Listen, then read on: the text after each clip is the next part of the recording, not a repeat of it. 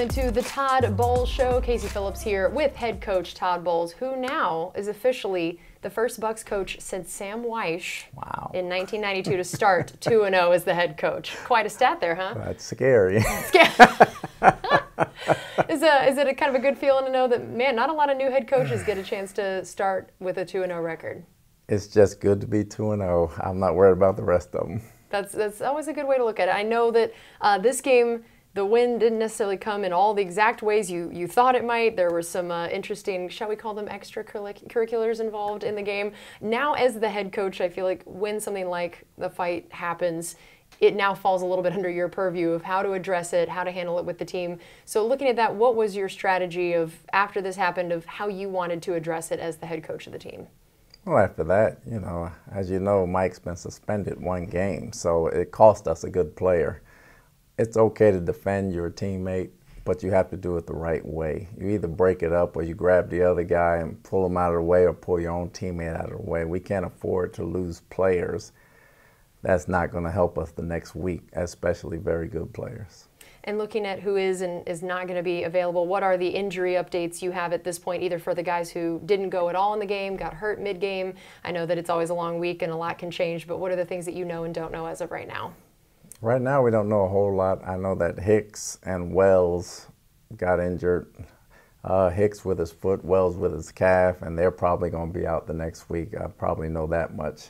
The rest of them, it's day by day. We're going to take it till next week and see what happens. And looking at this game, I think a lot of people would point to the fight as a turning point, but I'm sure you view it as more than that was going on in the game, and it's not just that. But what would you say is, when you're looking at a game that is 3-3, and then the fourth quarter the team comes alive, both creating turnovers, finally getting a touchdown on the board, what would you say was the turning point, or what shifted at that point in the game? Well, it was really just the turnovers. When you're playing a game like that, you have to kind of manage it from an offensive standpoint. If you know you're in that type of ball game, you can't lose it. I thought Tom did a good job managing the ball game and understanding the situations that we were in and not turning the ball over. There was a point late in the fourth quarter, but right before that touchdown got scored, where the defense had scored as many points as it had allowed so far this season. I have to imagine that's music to your ears. It is, if it was the right way. I do not like that last touchdown given up. I do not like us not finishing that ball game on a good note. Overall, it's probably a good thing that we have the stat that we have, but as a coach, me personally, I did not like that last touchdown. So then let's talk about the turnovers. I know you did like that. 5 of them, not too shabby, and different types of turnovers, different situations. You got a pick 6, you got a couple interceptions by Jamel, forced fumbles. Tell me about what you thought worked so well in this game to create those, when I know that's something you guys are always emphasizing.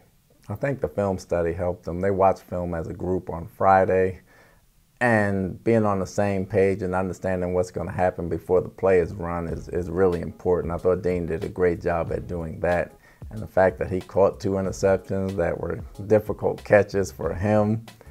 He drops all the easy ones, he catches all the hard ones, so that was impressive in itself. And Mike obviously is a ball hawk, and he baited him into a pick, and he almost baited the lineman into catching him down the field, but he got by it. Yeah. And they made plays, they made plays. The name of the game is turnovers. No matter what, if you get turnovers, you have a chance. I feel like Jamel Dean's the guy you've talked the most about trying to help him learn how to learn the game. Did that feel like this was a game where you saw the fruit of all that work and evidence that the time you guys have spent together, having been his defensive coordinator, his time here, did you feel like this is what we've been working towards? Not yet. I think he got that on his own. That play he made in the end zone was outstanding. I mean, that was a heck of a play. Even the one diving he made and rolled over and got up on, that's all him. That's all the work he put in. That's a credit to himself. And Mike Edwards now, that is his 3rd pick 6 in less than a year. He had those 2 against the Falcons, which is the most in the NFL since he entered the league. So there's picks and then there's pick 6s. And we talked about already just Mike Edwards per snap on the field. It's incredible the number of picks he has gotten, and then now to know that there's those 3 pick 6s. What is it about his game, and what is it that you've watched him develop of why you're like, man, this guy, it's almost incomprehensible what he gets stats-wise. He was like that in college. You know, he played a quasi-safety nickel role in college. He had the best vision underneath than probably anybody coming out his year, that he can see things that everybody else could not. And that's not something that you learn it over time early, but if you don't have it when you get here, you don't really get it. And he has that knack for it, and he understands it, and you know, he makes plays. He makes a bunch of plays. And Devin ends up with, now he has 3.5 sacks on the first 2 games of the year. That was as many as he had all of last season. What has shifted so much for him from a specific sack standpoint? Is it something you guys are dialing up? Is it something he's just been executing? Where do you see is the reason for his increased production already?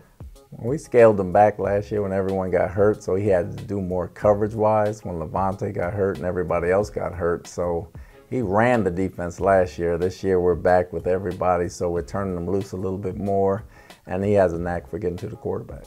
And sacks overall, I mean, 6 total. Again, 6 sacks and 5 other interceptions. I mean, it's just, or 5 turnovers. It's incredible, those 2 things together, of what that shows production-wise of a defense. But outside of Devin, looking at Devin sacks, everybody else's, what would you say the biggest reasons were that your guys were able to get home so much? Just hungry, trying to get back there. You know, some of it was scheme. Coach Rogers and Coach Foote did a great job at that. Other things was they know how to get off of blocks and get to the quarterback.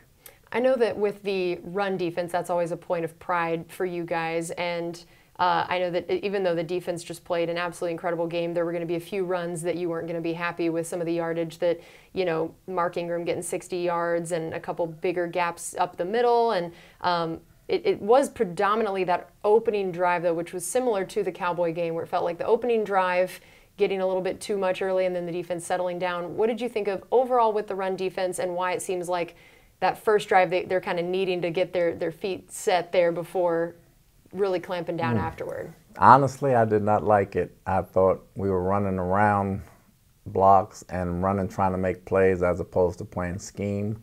And I thought it hurt us early on, especially the first drive. I didn't like it against the Cowboys. I really didn't like it against the Saints. So we got a lot of work to do fundamentally and clean up some things, but that's something we take pride in. We can't rush the passer unless we stop the run, and they understand that too. But we'll take a look at the film and we'll see what needs to go where, and we'll get back to work. All right, we got plenty more coming up here on the Todd Bowles Show, looking back at that W against the Saints and ahead to next week against the Packers. We'll be right back.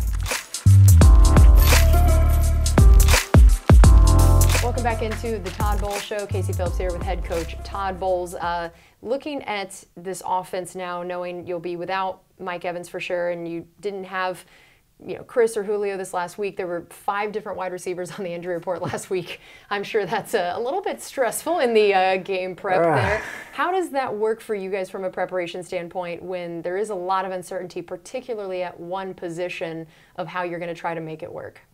It really affects the scout team, you know, because you have to go double duty now. We have guys that are on the scout team that are taking regular offensive reps and scout team reps, but we have a lot of depth at receiver. You never want to lose 5 or even 3, even 2, but we'll see how it goes. And these guys have made the team for a reason, and we helped them make the team for a reason, and they showed us some things in preseason that they'll get a chance to play. So we're not going to make any excuses. We're going to gear up. We're going to get them ready to do things they can do well, and we're going to play.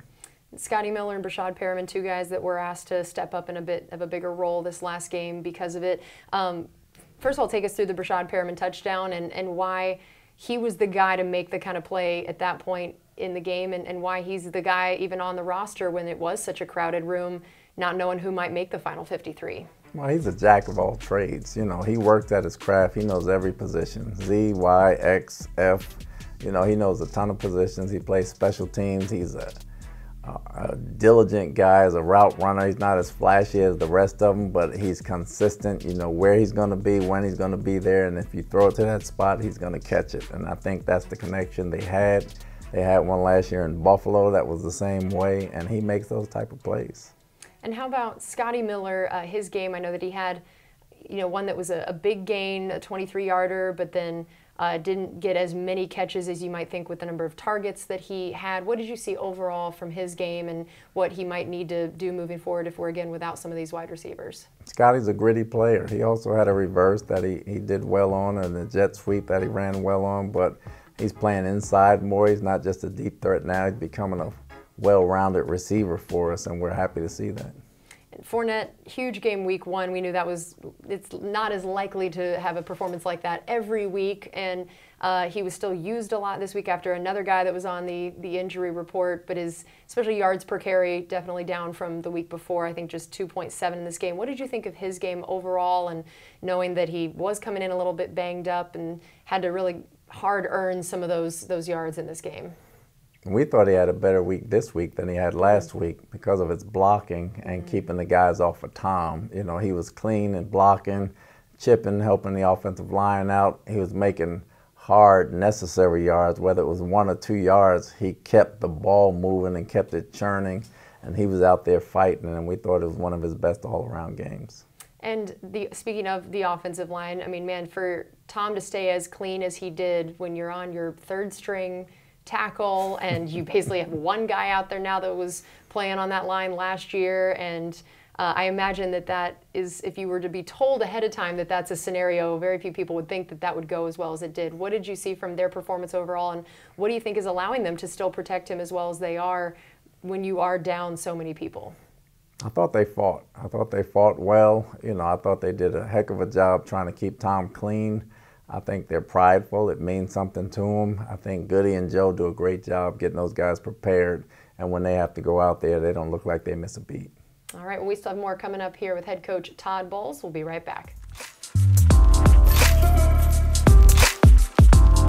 Welcome back into the Todd Bowles Show. Casey Phillips here with head coach Todd Bowles, and I wanted to hear a little bit about the coaching staff at large, now that your first year as the head coach, but it's so many of the same people on the staff, and the relationships that you guys have had of the longevity, when I imagine that coaching staffs are almost like a marriage during the season, of how much you guys spend time together, maybe, you know, see eye to eye on some things, have to go through disagreements. Does this feel like a fair analogy?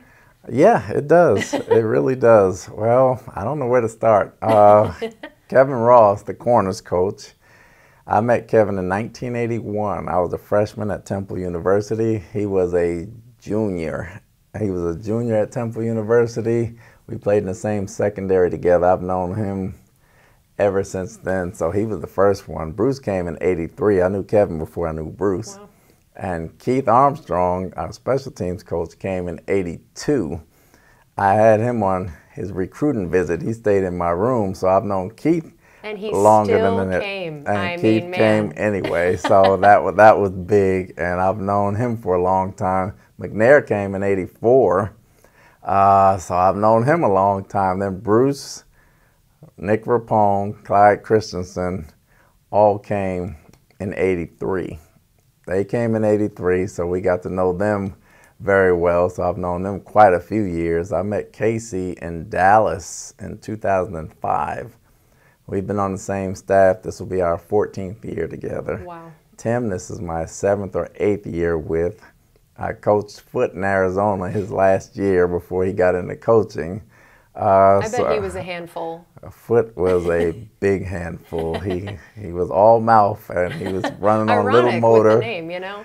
Little motor, a lot of pride, yes. But he was a good football player, and I've known him for a long time. I met Goody and Garver and Byron and who else? A ton of them in Arizona, so this is our 6th year going on that together, so I've known them a long time as well. The only new one was Van Dam, who got here, and I've known Lowe for a long time. Coach Lowe went to Temple with us back in 83, 84, so Lowe was a Temple alumnus too, so I've known her for a long time. So it's been quite a few people to do a lot of things, you know, that have a great relationship that I lean on to do specific things, because they all can see different things. They all can see different things. Goody sees a lot, Ross sees a lot, and, you know, we disagree in meetings as far as what we want to run schematically, but it's not at your throat disagreement. It's this may be better than that, that may be better than this, and we come to a conclusion and we go with it. But there's a lot of camaraderie. There's a lot of practical joking going on around. There's a lot of coaching going on around as well, but we're on the same page. And how big of a difference does that make, either in the course of a week as you're making decisions, the heat of the moment in a game, after some long days, long hours? What are the ways that, I mean, you've been on a lot of staffs and they're not always like this where people have known each other for so long. What are the ways that you've seen that tangibly make a difference, maybe even on the field, based on the relationships you guys have? Well, there's trust. I think we all know each other's hot points and bullet points, so you know when to digress on the field when the person gets a certain way, has a certain attitude, and you know how to handle it. And the fact that we've all been around each other and know each other a lot, you know, it helps with that. It helps ease a lot of things that could escalate because everyone knows it's not personal and nobody's trying to stab anybody in the back, and that's rare on a lot of coaching staffs. So we have a lot of trust here. We have a lot of fun here. We do a lot of teaching here, and you know, everybody gets along. And there's no right way. The best idea is the right idea, and nobody has an ego big enough to say, I'm doing this or else. That's awesome. All right, well, we have one more segment coming up here on the Todd Bowles Show, looking ahead to that first home game against Green Bay Packers. We'll be right back. Welcome back into the Todd Bowles Show. Casey Phillips here with head coach Todd Bowles, finally back at Raymond James Stadium. It's been forever, and first time with the regular season now. It's tough to have a couple road games, I'm sure. So for you, what are you most excited about in terms of your first game as the Bucs head coach back at Raymond James Stadium for a regular season game? Somebody cheering for us, number one. It's always helpful, you know? That'll be the biggest thing, but no, just not having to get on the plane. And we haven't been there, I guess, since August 9th, first preseason game. So it feels like forever just to go in there knowing you have the fan support and try to give them something to cheer about. And this Packers team, anytime you have Aaron Rodgers back there, you know it's going to be a good one. But they do seem a little different than Packers teams of the past in terms of the types of offense they're trying to run, the different types of wide receivers they have. What do you see in terms of this rush attack they seem to really be favoriting, and how this could look a little different than some other games where they're just letting maybe Aaron Rodgers sling it a whole lot? All good teams find a way to tweak stuff every year. I think they've tweaked some things for the run game. It doesn't mean they can't throw it. He's still one of the best passers in the game of all time, really. And they got two great running backs back there with Jones and Dillon. Both can tote it very well, both block for each other, they feed off each other. But as soon as you start trying to do that, they still have a passing game. Regardless of what everybody thinks, they still have a passing game. They're finding their way just like we're finding ours, and it should be a heck of a ball game. What does a guy like Aaron Rodgers bring that makes it challenging to go against? That, as someone who I know you love playing kind of that chess match and the mental side of prepping for, and he is a guy who is so good at that as well. What are the challenges of someone like him? Well, I don't want to play him in a chess match. You know? Give me somebody else. But he is very intelligent, and he is very smart, and he probably has the best or the quickest fade ball. He can put it wherever you are not, and I haven't seen too many quarterbacks do that in a long time. Mahomes can do it, Brady can do it, but he's one of those guys that can put it right where you're not because he knows where you're going to be. And that's hard, you know. He can read defenses. He can dissect plays. You're not going to fool him. You know, you got to play straight up ball, and you got to try to get to him while covering everybody or try to stop the run. You're going to have to do a lot of things right to beat him. And how about their defense? Again, they're a team that when you think of the Packers, everybody just immediately goes to their offense, but their defense is proven that they can help them win games, and it feels in some ways very similar to how the Bucs season has started, where it's, you know, a lot of run game stuff and a lot of defense, where that may be not what people have always come to expect. So what do you see on the defensive side from them that people might not realize? Well, it's an offensive game, so everybody wants to rah-rah, but defensively, they've been doing an outstanding job. I thought they shut Chicago down last week. They got guys up front, in the middle, and in the back end that can make plays, and I think they kind of bail the offense out some. You know, they do a heck of a job there while the offense comes around. And for you, home game, what is your MO of how you like to run your day? Of what does a game day look like for you and the way you get prepared on a home day, game day? Depending on what time of day it is. 4 o'clock game for me, it's sleeping in NCIS New Orleans. I love it. It gets your mind in the perfect place. Yes, solving puzzles. I can't get to football until maybe 3 hours before the game. I'll just watch mindless television until it's time to go, and then I'll kind of lock in on what I have to do. So mine is pretty easy. I love that. Mine is pretty easy. Well, I hope that the NCIS gets you exactly where you need to be for this Sunday, for this first home game. Well, Coach, thank you as always for your time. Thanks to all of you guys, and we'll be back here next week for another Todd Bowles Show. You got it.